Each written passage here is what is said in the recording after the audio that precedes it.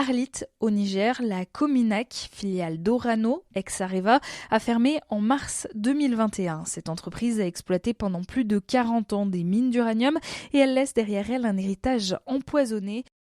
Il s'agit de près de 20 millions de tonnes de boues radioactives, les résidus d'extraction de l'uranium.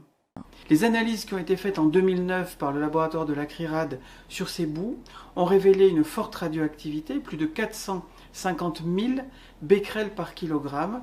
Il s'agit donc bien de déchets radioactifs. L'entreposage à l'air libre de telles quantités de déchets pose des problèmes sanitaires pour les populations riveraines.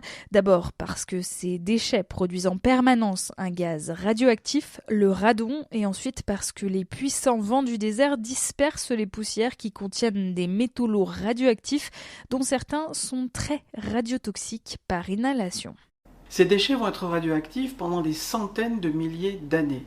Ils auraient donc dû être stockés sur un site qui garantit leur confinement à long terme. Mais ce n'est pas ce qui a été fait par Orano. Les déchets n'ont pas été regroupés dans des emballages étanches, ils ont simplement été déversés à même le sol.